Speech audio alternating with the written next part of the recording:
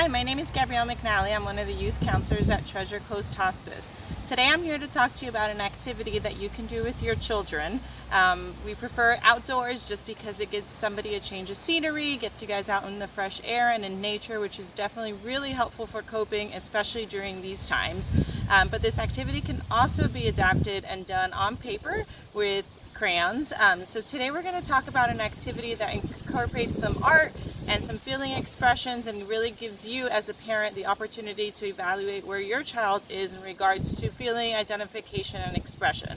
It could also give you some insight as to what some of your child's concerns may be that you maybe weren't aware of in a fun environment. So for the beginning, you'll go outside and you'll get some chalk. Could be found at Dollar Tree or any major retailer store, and you'll have your child lay down on the ground and trace them. For my purposes, I just drew a gingerbread man, and if you were doing this activity indoors with paper and crayons, you could do the same thing because most of us don't have large pieces of paper at home. So once your child is done being traced, you'll have them come up, and then you'll have your child identify different feelings that they can think of. So have them say, what are all the feelings that you can think of? And that would be like happy and sad and mad, maybe scared, worried. We want to definitely refrain from okay or good, because for everybody that could mean something really different. And once your child has identified these feelings, you would remember them and say, okay, so out of your colors of chalk, can you pick a color that represents your happy? And you'll write the word happy for them in that color that they chose. You'll repeat that for sad, mad, any other feelings your child identified. Draw some circles next to it. Have your child write or draw what that face looks like for that feeling, because that way it can also bring some insight to you as to, does my child really understand what this feeling means?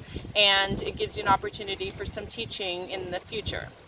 And once they have that all down, you will then have them color the part of the body that you outlined that it feels each feeling. So have them give you examples. So when you feel, how do you know that you feel happy?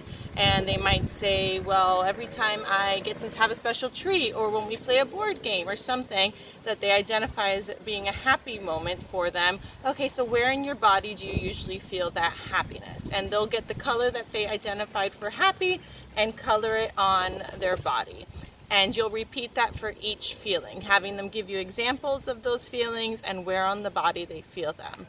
This will really open up the door for, wow, I didn't realize my child feels scared when this happens, or that this brings my child joy, and it's something that you can continue to do as time goes on. It's actually also too a fun little thing. You can then turn it into just doing some random drawing around on the floor, being outside, and just having some fun bonding connection time with your kid.